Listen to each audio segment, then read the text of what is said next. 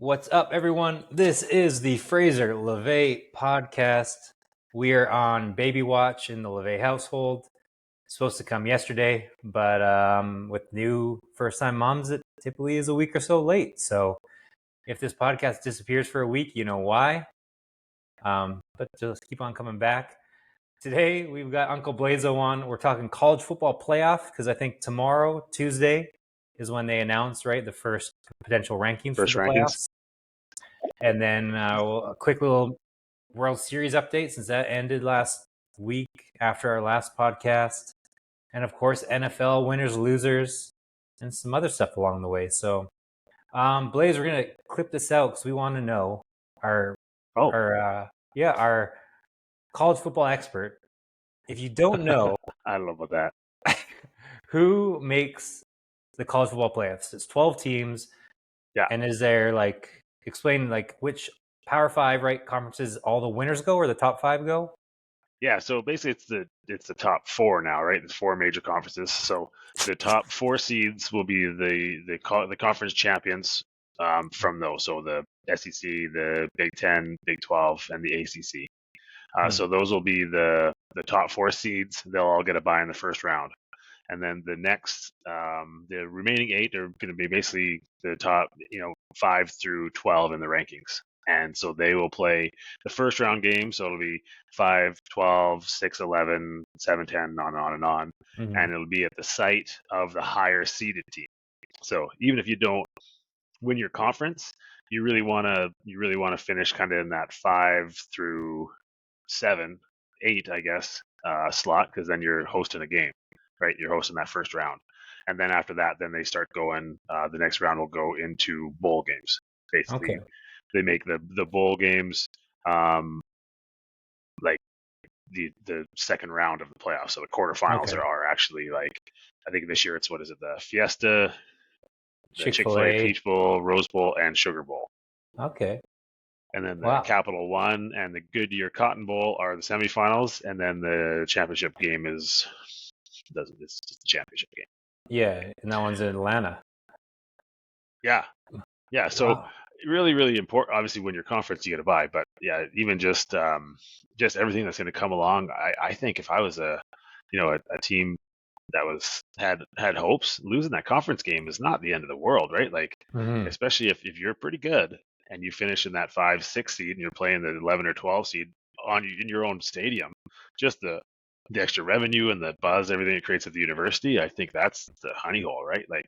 Obviously you want the bye, you want the conference title, but if you don't get it, it's not the end of the world, right? You're looking at, say teams right now, if you have Georgia and Texas meet again for the SEC title, right? The winner gets a bye, but if Georgia or Texas lost and they're hosting a 12 seed at their stadium, that's that's not a bad consolation prize. So it's going to be super interesting. I think that it opens the door a little bit for obviously an independent like Notre Dame to get in, or somebody from the group of 5, the mid majors that's highly ranked, right? If it's Boise State or someone like that, if they run the table and have a good year, they're going to get into the top 12 and make the playoffs. So beyond exciting, and it's going to be 3 tremendous weeks of football to be going along with the stretch drive of the NFL. So it's pretty much from December 20th until the Super January Bowl. 20th. December 20th is the first round. Yeah, no, I was saying it looks like the Atlanta game, the finals is January 20th, so it's a whole month of. Right, wow. But then you're also mixing in the start of the NFL playoffs, basically December the 20th till Super Bowl is going to be couch potato city on anytime there's football on. It's going to be amazing. Just huge football. I feel bad for the other sports during that time because, what's going to be hockey and basketball, I guess, are going to be going on. And I mean, who gives a shit? Yeah. Really. It's going to get crushed. So, it's going to be great. I'm trying to think, when was the national championship normally before this? The first week of January, right? Or yeah, it kind of has been pushed back a little bit ever since, the old days when everything was done on New Year's Day was the big one. And then they kind of, when they went to the 4-team playoff, it was they'd have the semifinals on New Year's Day and then the week after. And then last year, I think it might even been pushed back even a little bit further. But Okay. generally, it was usually kind of like the 8th, 9th, 10th, somewhere in there. They tried to put it on a Monday to fill the hole. Like after Monday Night Football is done for the year, they sneak in with that the title game on a Monday night. So Yeah, because it's I was thinking generally it's pretty late this year, January 20th, yeah which I yeah assume that's going to be conference games for the NFL. So you'll have like Saturday, Sunday conference games, and then the national championship. That'll be yeah a right. Like fun, what a fun weekend! weekend. Yeah. What a weekend! And even the 9th, 10th, like they're playing the semifinals on Thursday and Thursday. Friday. So that Wow. leads me to believe that either that's the last weekend of the NFL season or that's their first weekend of playoffs Mm-hmm. because they're obviously not putting on games on Saturday, Sunday, which means they're not wanting to Yeah. compete with the NFL. So Yeah, it's gonna um, be epic. yeah, that'd be interesting to know whether that's the 17th games or the wild card round. Mm-hmm. But either way, those are going to be some pretty outstanding weekends. Yeah, I wonder. So back to the conferences, there's no cap, right? Like the SEC could have 4 teams in hypothetically. Yeah, I don't That's- believe there's any kind of a cap, and I think looking at the landscape right now, it's certainly looking that way. Like the the Big Ten and the SEC are going to have at least three, at Mhm. least, right? It may be more. Certainly, Yeah. probably the SEC is going to have four because the ACC is really no good, right? Like Hmm. they're going to have Miami, and maybe if there's an upset, right, and someone else wins the title, they get another one, and the same as the Big Ten or the Big Hmm. 12. Like Big 12, yeah, they is don't, trash. right? There's a lot of junk there. So, Hmm. BYU runs the table, and then we're to get upset in the title game, then maybe there's a path to get an extra team. Hmm. But I think you're looking at three for sure and four teams from the Big Ten and the SEC, Yeah. right? Because Yeah. even if they were four plus the two conference champions, that still leaves two more spots, right? Hmm. So yeah, four is not unrealistic at all. Definitely. Yeah. Because I mean, I'd much rather see Alabama than all respect like SMU, Iowa State. I'd rather Right? Alabama can actually give some of these teams a run for their money than I Yeah, want to see Georgia blow out SMU or Texas blow out SMU by 100. totally. But how scary is that though? If you are one of those, like I mentioned, it'd be great to be Mhm. the 5-6 but like Yeah. you're looking at the whether the fourth, the 10, 11, 12 seeds is going to Hmm. be the fourth team for one of these conferences. So yeah, it could be Bama, it could be LSU, it could be Yeah. Ole Miss, like it could be Indiana, it could be a team that's going to scare some people. So yeah, Yeah. it's going to be unbelievable. I'm so excited for the playoffs. It's going to just be they're going to look at it and at some point we're all going to just be like, why haven't we done this? It's like 100 years of Yeah. college football. We're getting to this now. Like No doubt. what in the hell was wrong with us? So yeah, it's going to be fantastic. um, I also want to coin a term for week 10. It'll either be week 9, 10, or 11 of college football. But this week it was week 10. And I think we need to call week 10 fraud week. It's where we find out all the frauds, or at least a good chunk of them. Yeah. And as Texas Tech alum myself, Texas Tech's always on fraud week watch when we're good because we always kill teams, right? Like week 1 through 7 because we're not Yeah. playing anyone in the Big 12. And then all of a sudden we actually play conference teams and we end up with a 500 record. But this is where we find out. So we've got Houston beat Kansas State. Iowa State lost at home to Texas Tech, which Iowa Yeah. State's at perfect. All the tier 2 teams, like Texas Tech's a tier 2 team, Iowa State is a tier 2 team. Like they always do good, and then they actually play they cannibalize each other. Like Texas Tech's always going to lose to Iowa State, or vice versa, or Kansas State. Like Yeah. no one's really that good who can just run the table. Like BYU is going to lose to some mediocre team, I'm sure, before the end of the season. Yeah. But yeah, so Kansas State lost. Louisville beat Clemson on the road. South Carolina crushed A&M. SMU crushed Pitt. Yeah. Ranked favorites lost 6 games during fraud week. So And you know what? It goes back to like a month ago when you look because when you look at the start of the schedule, you're like, okay, Ohio State, Penn State. And other than that, there's really not a lot of marquee games, and it was upset city. Like yeah. we said, so many ranked teams lost, and it was like that. The week before, there was like a couple huge games coming up, and the week before, it didn't look like there was anything going on, and then like 4 top 11 teams lost. Like it's so good. Like the landscape of college football is so different now than it was a few years back, where it was okay, who's awesome this year? Is it Alabama or is it Georgia? And who's the one or two teams that might hang with them. Like, is there Yeah. anybody?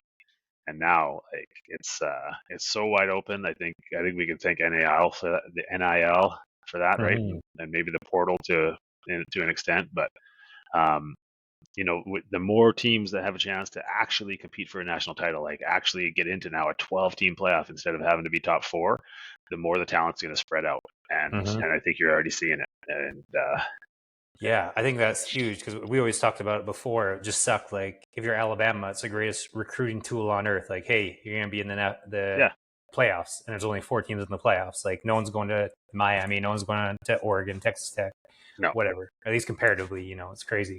yeah, So now at least everyone has a shot. yeah, absolutely. I was looking at who I like for the top 12, and the one thing that stuck out for me is with the SEC and Georgia, I look Yeah, at them like Kansas City, where I'm not going to put anyone number one over them until they get beat.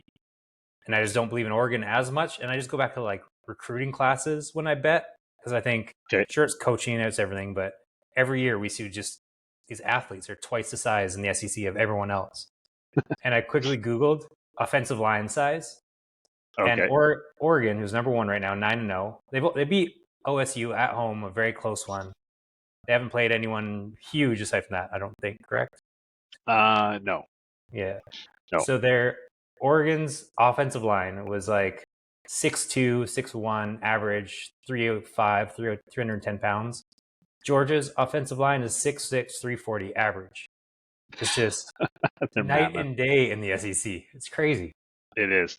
The only thing I would caution, and why I think Oregon is an outliner, Mm. is they got a sixth-year quarterback in Dylan Oof. Gabriel, who Yeah. is like he's going to have every record, right? Like he's Mm. about to pass Case Keenum if he didn't this past week for total touchdowns ever in the NCAA. So I think that can't be discounted, and Mm. their scheme leads to having smaller linemen, but I totally get your point, right? And you see it Mm. even on the defensive side of the ball.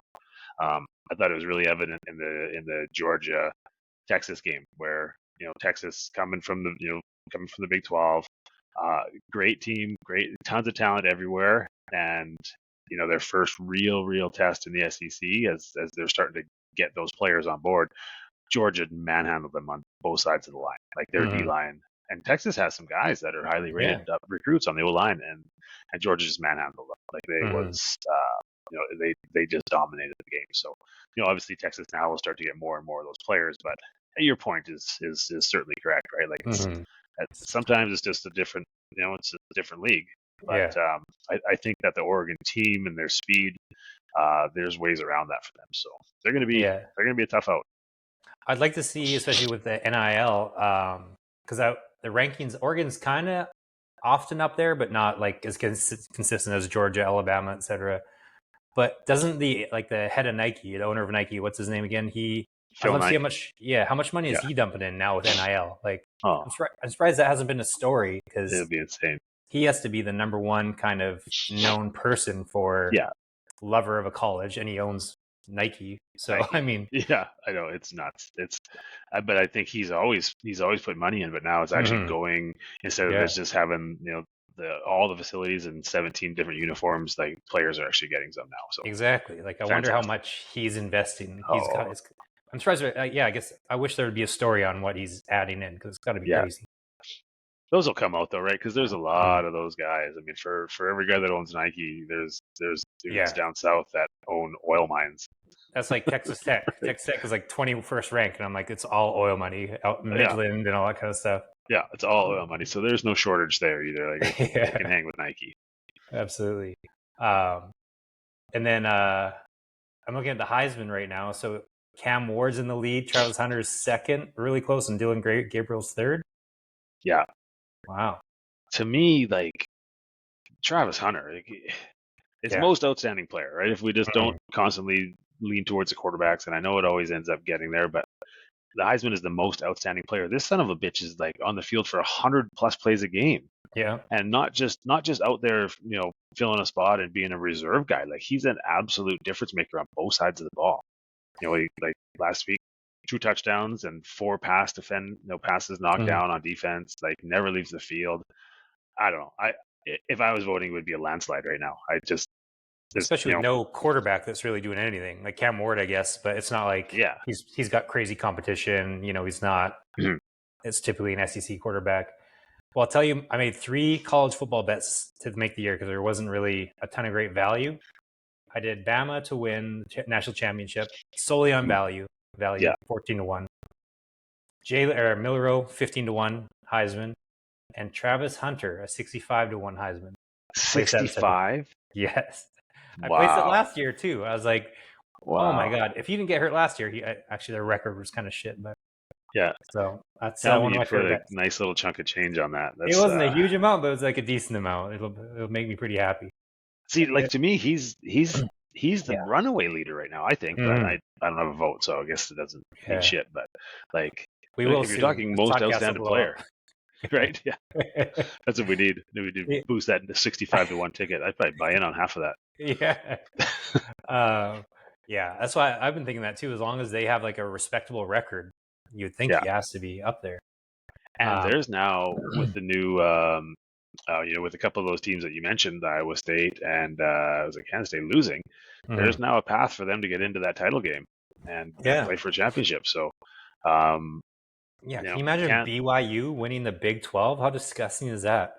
Right? So lame. I know.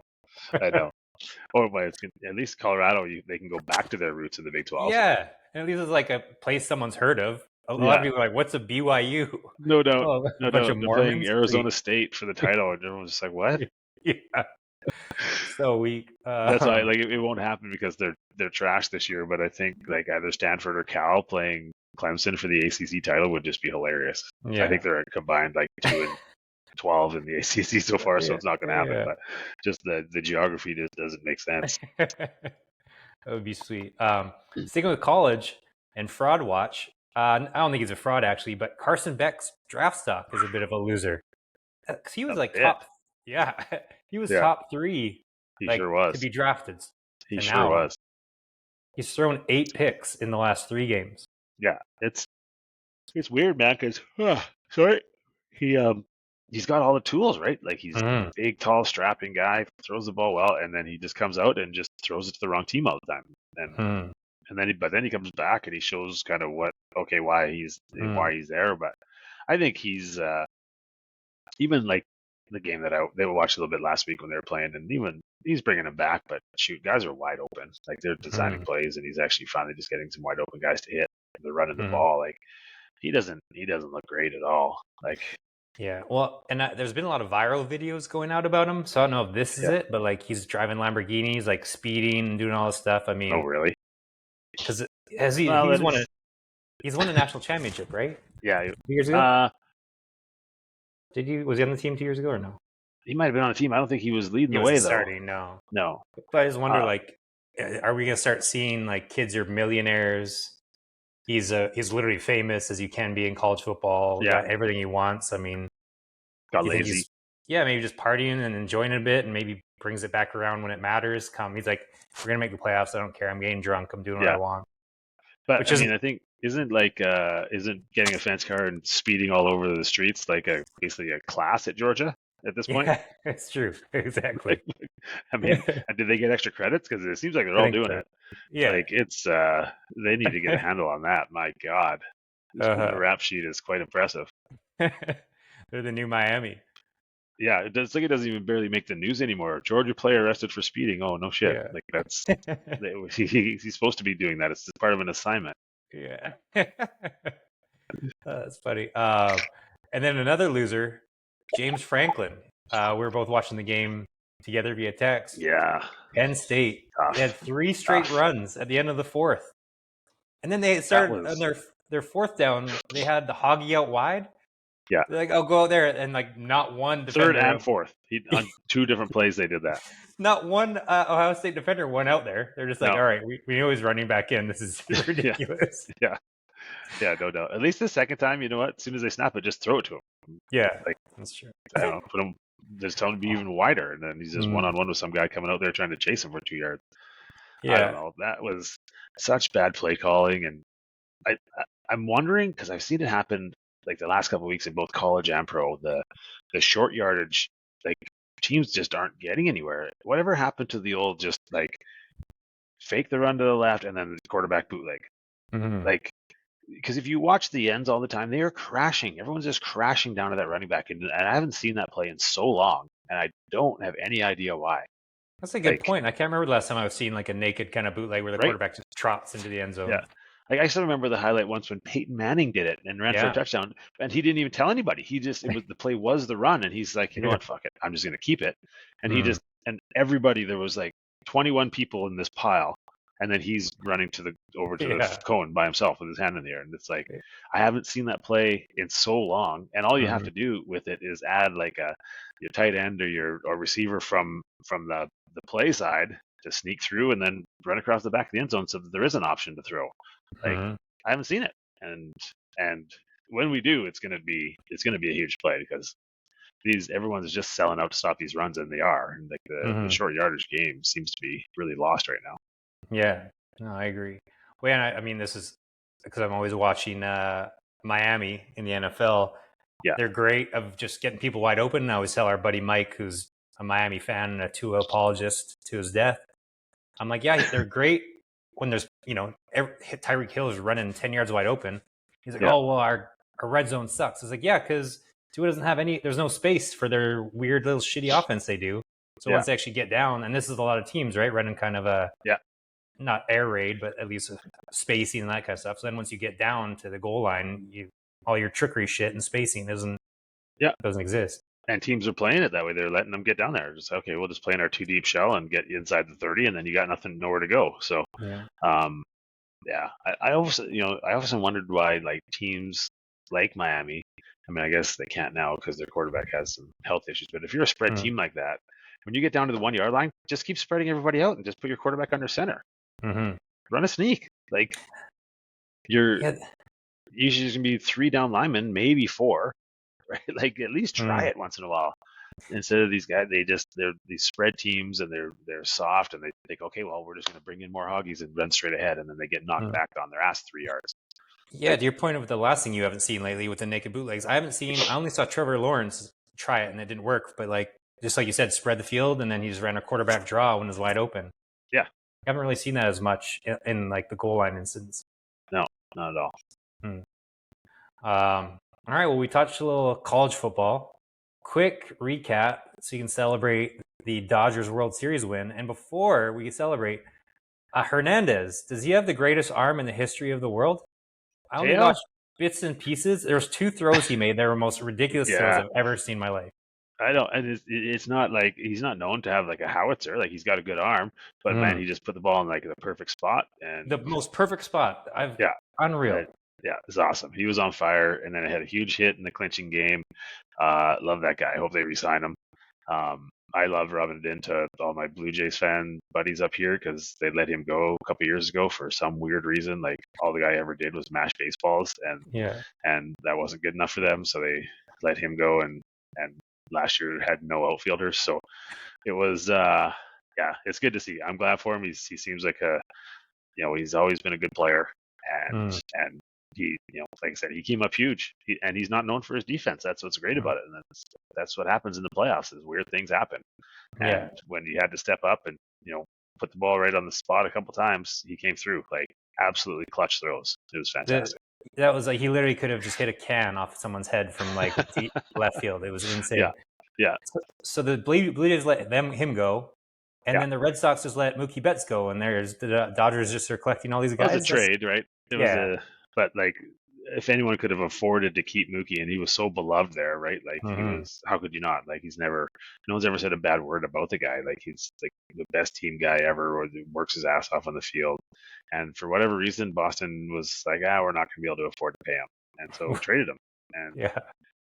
the key piece actually in this, like there's a bunch of obviously just young guys, but one of the key pieces of the trade was Alex Verdugo, who ended up batting 9 and playing left field for the Yankees in the World Series. So like Boston, not only did they get rid of Mookie, but they basically ended up with sweet piss all for him. Like that's Yeah. still helping their team right now. So I think there was one pitcher that might have played a little bit for them this year, but it was yeah, a huge win on that trade as well. Nice. Everything's coming up Dodgers. It's fantastic. Couldn't be happier. watching that and win the World Series. I know Gordo's watching from up top and celebrating on as well. So yeah, Absolutely. and they're just getting started. They're going to be even better next year, right? Yeah, Like they got Otani pitching. and Glass now, who's a stud starter. He'll be back next year. A couple pieces they need to sign, and but they will. They're going to go out and probably sign another shortstop. Aren't they And saying Soto's leaving the Yankees and going to the Dodgers? yeah, I don't know. Like they're always rumored, right? Because they'll spend. So Yeah. anytime there's a player like that, they're going to be in the mix. But personally, I'd rather see them spend the money to make sure that the pitching is able to keep Walker Buehler. We need a shortstop. Need another shortstop. Edmund can then just play mostly outfield, second base, and and probably someone like Max Muncy. He's not going to have many years left, so another someone there. I'd rather see them just kind of get some more good kind of mid-tier players rather than spend all that on Soto. Yeah, and the Yankees, they had an epic collapse. Like it was all time, right? Yeah. I mean, they had a 5-0 lead. And then there's the I think the fifth inning or the fourth inning, they literally just turned into a little league team and started just kicking the ball all over the place. Aaron Judge just dropped a fly ball in center field. First error of the year. Like he's played 150 games. It's his first error he made all year, and that kind of got the ball rolling. And then it was pretty fun to watch because for a minute there I'm looking like their starter was throwing a gem and it was 5-0, and I was like, okay, well, I guess we're going back to LA for game 6 and 7, right? Yeah. Like, and then just chip away, and the next thing you know, pop the champagne, baby. I know how much you love that. Yeah. Oh my God! Enough of that. It's okay for the World Series. I'm fine with it then. It's like their fourth champagne celebration of the year. Yeah, it's so bad. I had that in my article as the worst thing on earth. It was baseball teams celebrating every time they have a playoff win. I don't understand how those guys didn't go to jail. Like that's assault. You can't grab a player's glove and arm, especially the arm. That is like, that was I watched it. I was like, this isn't real, right? This is like, I thought it was a joke. Unbelievable.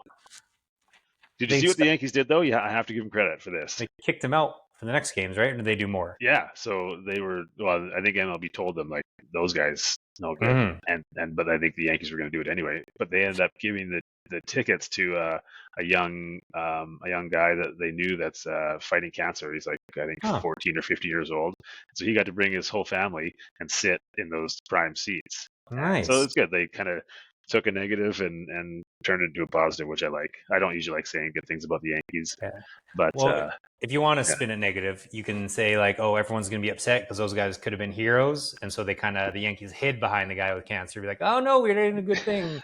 Don't get mad at us. Yeah, but when you say everybody's going to be upset, you're really just talking about dirtbag Yankee fans. Like no sane baseball people or fans like thought that was okay. Like some douchebag New Yorkers probably thought, oh, look at those guys, they're heroes. But come on, like that's nobody with half a brain thinks that they were right.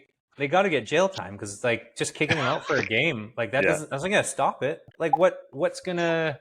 Can you punch a guy now? Like that was like egregious. That was just crazy. Yeah, no, it's bad news bears, but I mean it's Bronx. I don't know. Yeah.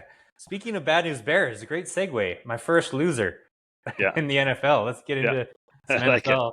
I made a bet, $100 bet today. The Bears under 7.5 wins. Ooh. So I have the loser as the Bears when they finally play a half decent team that's healthy. Yeah. Because they get exposed. And I've said Caleb Williams isn't that good.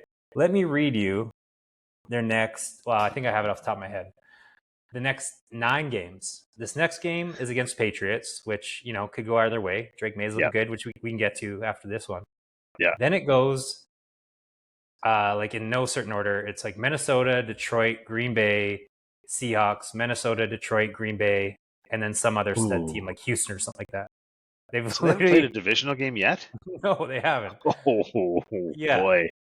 So they're just barring something crazy. I see there's a legit chance they have 8 straight losses. It's crazy. Oh, God. Yeah, I hope so, because that means they're getting one on Sunday. Yeah. No, that'd be 9 straight losses. Oh, yeah, let's have that. Oh, wait. Yeah. You didn't count that one as an auto? Come on. I mean, not as an auto, but so it's crazy. The Bears literally have, just like we talked about with the Jags having a crazy schedule, but theirs is even worse. So there's a bet for you. That's my bet of I the like week. that. I It's really like that. Bears under 7.5. Yeah. Hey, what happened with old 29 from last week? I saw they were not starting him, but did he end up playing or? Oh, I think you did end up playing, but Yeah. did you read my article this week? No, because I just posted it. You literally just finished it. Because I got a loser. Yeah. The next loser, another great segue, 2 in a row for Blaiso. We're Yeah. gonna have a new segment called the Will Levis Play of the Week. So Yes. last week we could have named it the corner from the Bears, and this week, of course, as we know, it's Malachi Corley who dropped the ball before crossing the end zone for the Jets. Why does this keep happening? I don't know. Like It's what? so insane. Why does this keep happening? Like the whole goal of the game is to get across that line That is with the the goal. football. Like that's how you goal. score. Like I think so. it's literally like Let you me don't ever Google this. see a hockey player going in with an empty net and just stick handling, and then right before they get to the goal line, just leave the puck there and wonder if it's going to go in or not. Right? Like. Well, no. You wouldn't see like a guy taking a free throw and then his own defender just jumping up and swatting it away from the rim like in the last second. Like, but it's the goal of the game. It is the goalie. I've got the a name for this play. I just thought of it. It's called the Madden Blaiso controller throw play of the game, where all of a sudden a Madden player freezes before he scores a touchdown. And there goes Blaiso's controller smashing on the ground. Right to the floor. Like Kelsey did to that dude's phone. Yes. I like it. We need more like stuff like that. Just players lashing out at fans. Kevin Durant's lashing out at Stephen A. Smith, which is great. Yeah. I've had enough. Even though if Tua wants to come at me at some point, I'll love it. That's fair. Yeah. Come on. I don't know if it's my turn yet, but I have Jason Kelsey as a huge winner of the week. Yeah. Because he's like, and he can't even get in shit from his bosses, right? Like he's everywhere now. And they love him on TV. And he's like the world's favorite person. Right? He's just walking around, being a man of the people, having some beers, having a good time. And then this guy's going to be in his ear, calls his brother a not very nice word. I won't say it on the podcast, but everyone knows what I'm talking about and has heard it. And he turns around and just spikes bro's phone like through the earth. I think winner of the week. I think he's the absolute number one. Like I thought it was just awesome. And then he ends up on the ground and he picks it up again and he turns around and he looks at the guy and he's like, "Who's the now?" Yeah. And you can just see this dude is just like, yeah. I guess me. I just it happened whining. Oh, my phone! It's like, I'm gonna sue you. I'm gonna sue you. Oh, you're in so much trouble when I get home. And I love it. It happened in the NBA too. Someone called Ben Simmons he said some terrible stuff, and then one of his players, and Ben Simmons isn't a beloved NBA player, but one of his players went back and started just cursing him out, be like, "Say something now," like right in the guy's face. I think it was actually his son. He cursed him out. He's like, and they got kicked out. And then also, I hate Joel Embiid. Hate's a strong word. I don't like Joel Embiid. But he pushed a reporter because a reporter wrote a story about his brother who just passed away. Yeah. Because Embiid basically, really? Yeah, so it wasn't that bad, but it was bad. It wasn't a whole story. So Embiid hasn't played all season because it's Joel Embiid. Yeah. But he dedicated. Yeah. His new son's name, he made his brother who passed away tragically is his name. I didn't say that very well, but you know what I mean. His son's name is his dead brother's name. Okay. And he said that he's the son after his dead brother. That would have been the easy way to say it. Exactly. Yeah. So now he's playing this year in memory of for his son and for his dead brother. Yeah. And the writers wrote oh, well, if you're playing in memory of them, you're not doing a good job. At least show up to work, blah, blah, blah. And he named his son and the dead brother in the article. So Embiid pushed him, which I'm like, I love it. Yes. Enough people have taken pot shots at players. Yeah. Take pot shots at him for not playing fine, but don't bring them into that. No. Right. Good for him for standing up. I'm glad. It doesn't sound like he's my kind of player at all. Just basically doesn't ever play. I didn't like that, but no, you don't get to do that. They're still humans. And at the end of the day, these reporters think that they have all these rights because of the journalism integrity and all that other bullshit. Yeah, fine, but there's lines, right? And if you cross the line and you get smacked in the mouth, well, then I guess it shouldn't have crossed the line, right? Absolutely. I love it. The best one ever is when Jim Rome when Jim Rome made his name for himself, actually, when he went after Jim Everett back in the day, and he used to call him Chris Everett, the tennis player. Oh yeah. And then when he actually finally interviewed him, and he's like, okay, well, we're here with Chris Everett and Jim Everett, who was a monster. Like when you see the video for all the other YouTube, it's a fantastic video. And he basically says, you're not going to call me that anymore. Like, knock it off. And Rome sits back with a smug look. He's like, okay, Chris. Yeah. He just flips his table and swats him. And you can see Jim Rome. He pissed down his own leg for sure. Like he would have had to change his pants for sure. Yeah. And but that's what you get. Like, and in that case, it worked out for him because it's kind of what put him on the map. But Yeah. like, don't cross lines.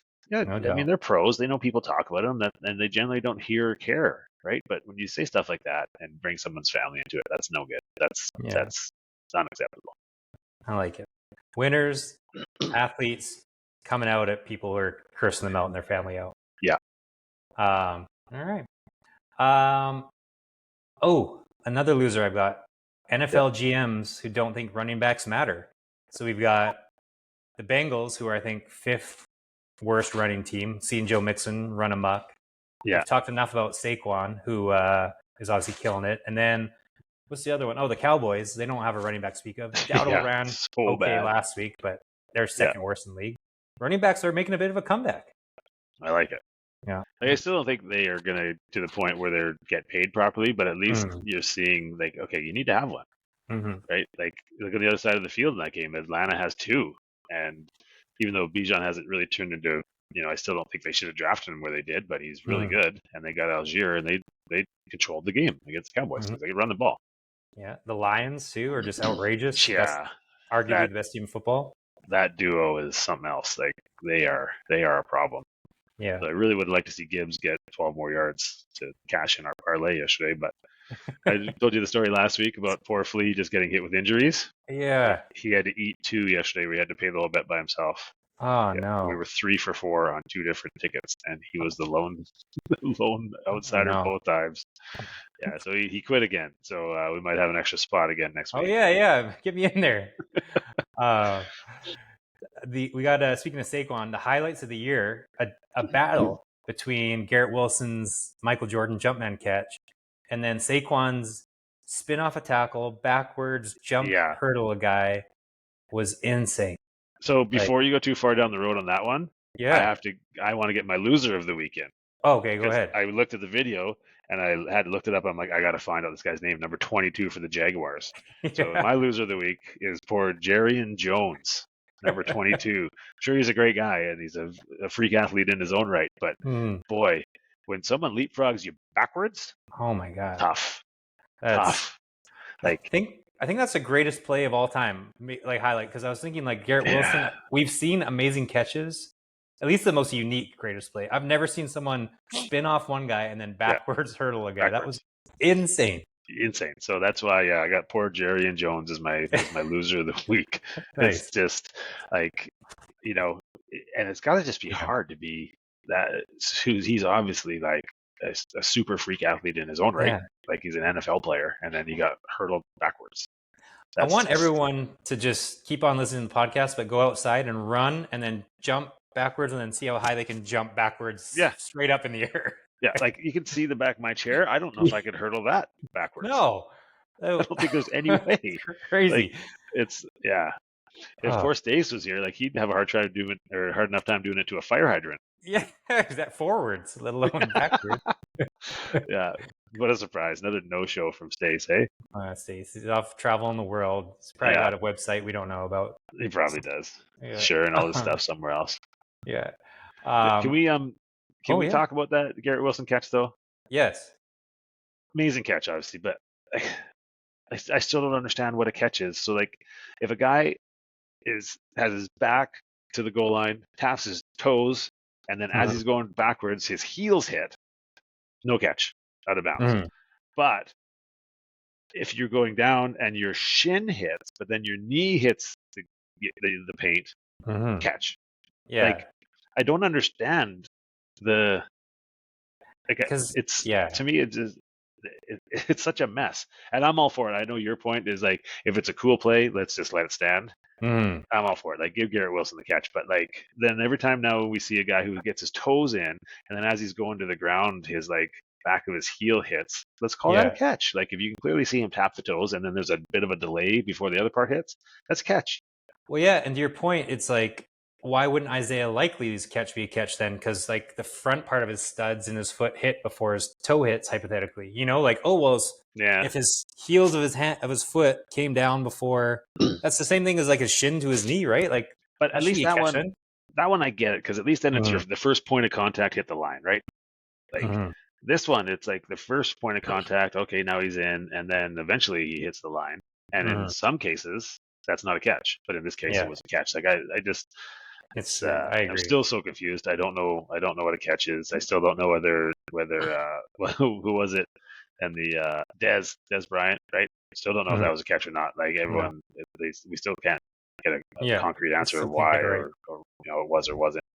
So I'm yeah, I'm great glad you catch. Like, reminded me. good Yeah, job, Garrett Wilson. But yeah, I think I was actually thinking about this the other day, because we need to add in to specifically talk about the Thursday game, because something wild always happens, and then you forget about it because so much cool stuff happens Sunday and sometimes yeah. Monday.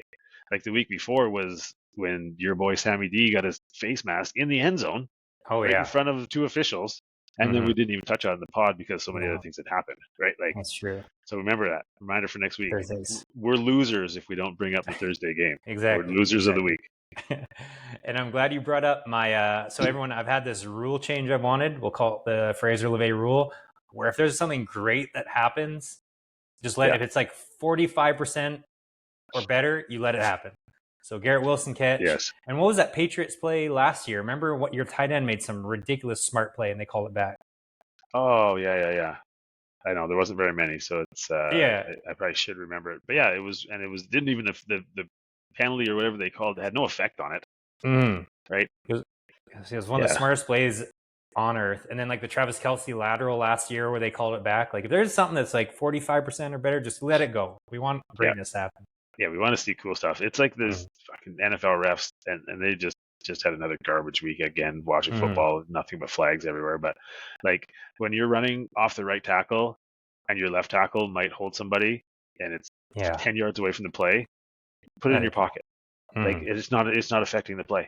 Like, enough already. Like, there's either that, or let's take some officials off the field, because there's too many. There's too many flags, and Yeah. like, there were 20 accepted penalties, and I know I'm one of probably 8 people who watched the Patriots Titans yesterday, but Yeah. like, it was gross how many flags there were, and for both teams, it wasn't like they were just screwing my team. Like, the Titans got completely bent over on a couple flags that there's just no reason for them, and yeah, it's too much. Like, let the athletes decide the game. Yeah, and now they're adding in what we keep on talking about, that stupid replay assist. So that's Yeah. adding almost another referee. So it's like, let's slow down the game more by throwing a flag and then picking it up because replay assist said this. And I know I replay will say, assist. though, with those, the ones we've seen so far, they seem to be correcting mistakes or misses. Mhm. So I do like that. But I do like when that. we talked about this last week, but it's like, when is, so now there's no more throwing the flag by the coach, or like what, now they're Oh yeah, forcing me? It's going to be very weird when it's like, well, why didn't you just replay assist that? Why yeah, am I using my flag? yeah. It's And going it's to go going to come up. BKS. You're right. It's going to come up in the playoff game at some point, Yeah. and it's going to be like It's going to be the Mahomes is running Chiefs. for a touchdown, and the wide out to the left side of the field is going to like have, sneezed on the guy covering him 30 Yeah. yards away from the play, and they're going to be like, it was Yeah. there. Yeah. Right? Nothing to see. So bad. Well, you talked about the Patriots. So I think that was like a win for the Patriots. So you guys, sure, you lost, but you saw your quarterback is legit. He made that last play to So legit. Ramondre was insane. Yeah.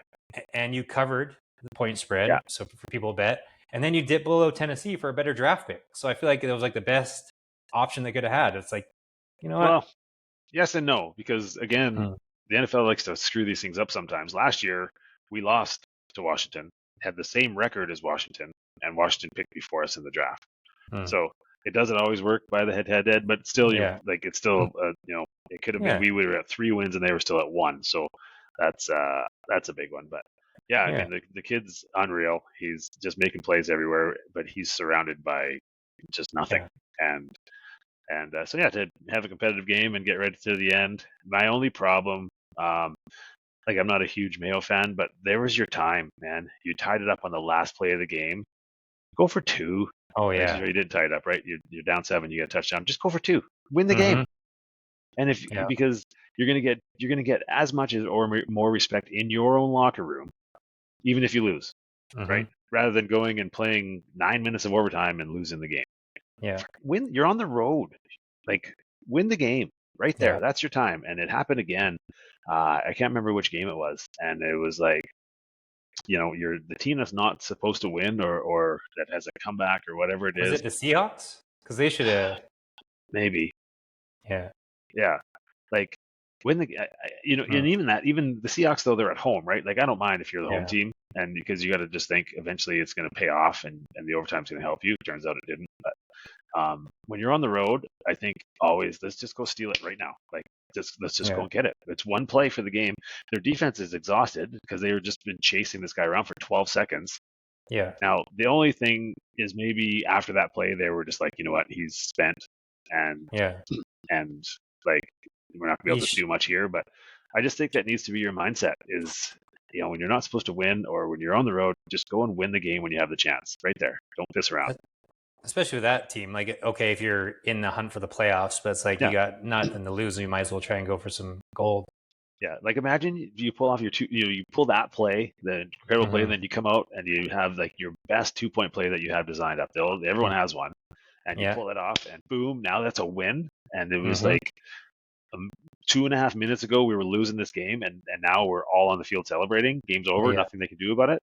Like, I just think that the emotional high you get off that would be far superior than if they would have won in overtime on a field goal. I like your point. Good point. All right. Before I go to my next winner, 2 stats for you that I didn't want to forget. The Jets hadn't made a playoffs in 13 years. Yeah, they're the shits.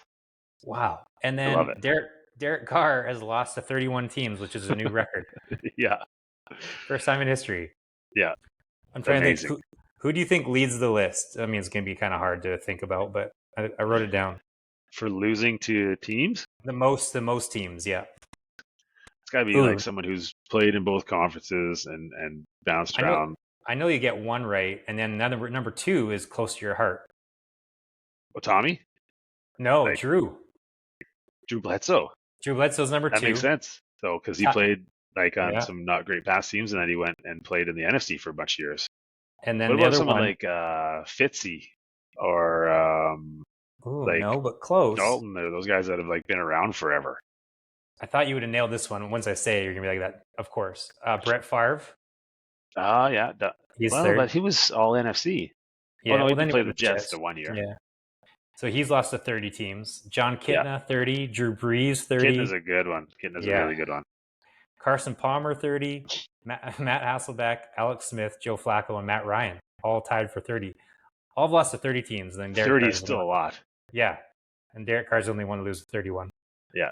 Congrats. Yeah. And he can make it 32 this year. Yeah. I wonder who plays the Raiders, week 17. Oh, is it the Raiders? Oh, wow. That'd be great. Yeah, so it'll be something to cheer for in week 17. If he's still playing, even. If he's still playing. By the way, speaking of Derek Carr, talk about not learning from your mistakes. He's now got Dennis Allen fired in 2 different spots. Really? Yes, he's been a head coach in this league twice, and he had Derek Carr as his quarterback both times that he got fired. Oh my god! When he was with the Raiders, and then now with the with the Saints. That's rough. So maybe if you get another chance somewhere, which you're not going to, but like find somebody else to play quarterback. It's just not a good mix. Wow, that's crazy. That's like the weirdest stat of the day. And does it make sense? Like if you're if you're like that coach and you're thinking, okay, what did I learn from the last time? Let's get that same shitty quarterback that I had that got me fired before. Yeah. Bring him in, and then we're cooking, right? Like how was that the thought process? That should have been the first sign that for the Saints brass to be like, you know what, maybe this isn't the guy.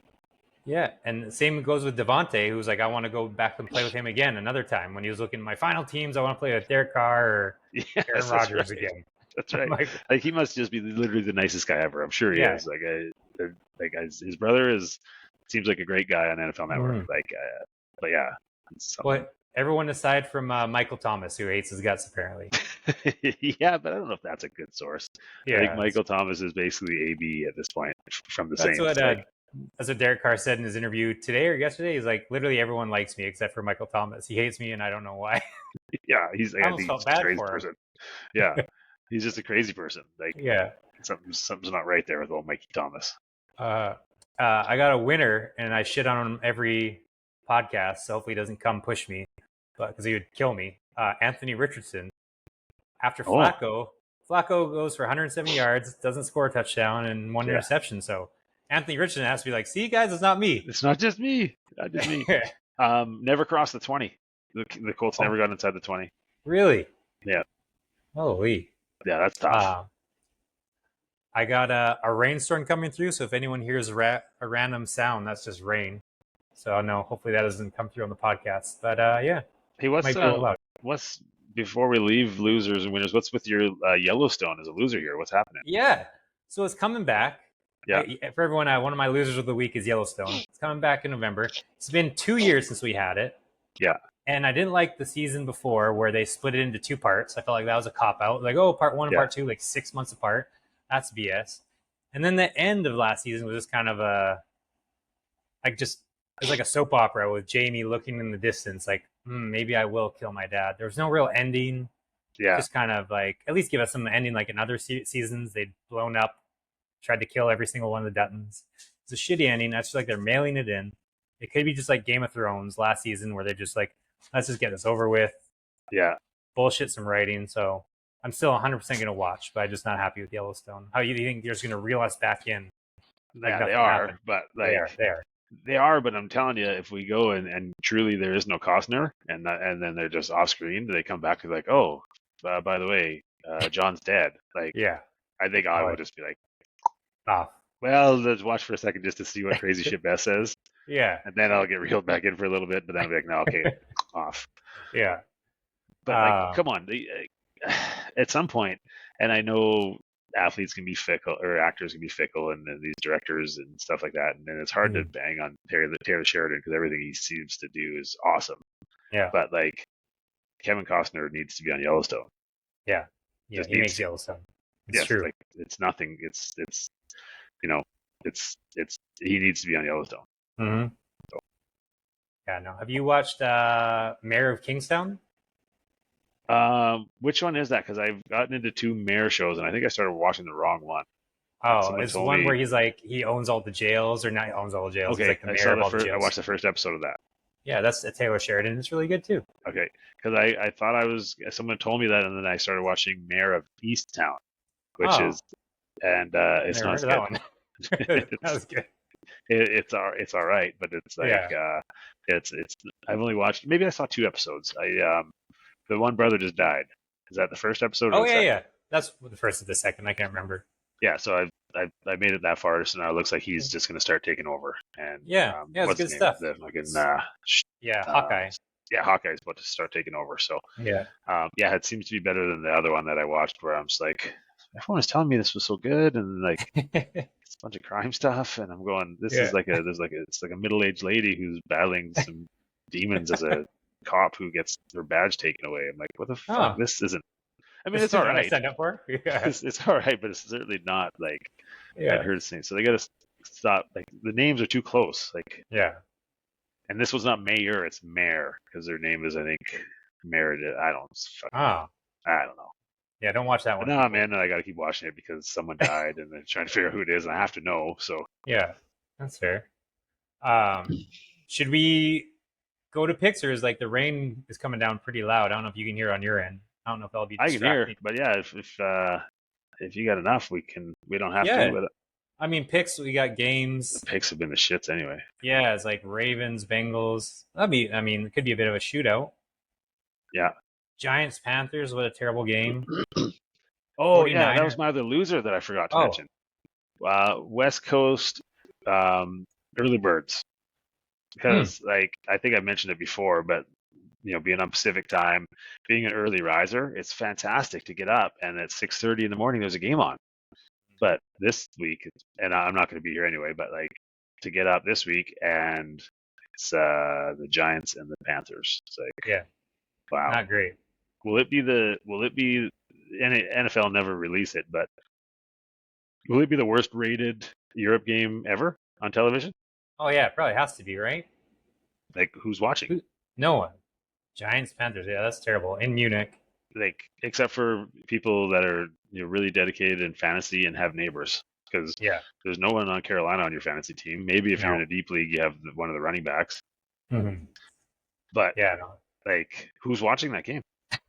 You're right. Thank This will God, be I'll the be worst ever.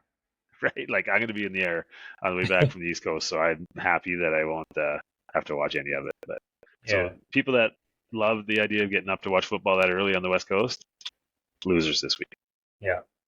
All right. Well, there are some good games, but I think my loud noises, the loud noises by my, I can't speak. The rain is just shit. It's What's the ruining top podcast. games? Just quickly give Yeah, me the top games. top three games. Steelers, Commanders. Commanders are 2.5 favorites Where's that one?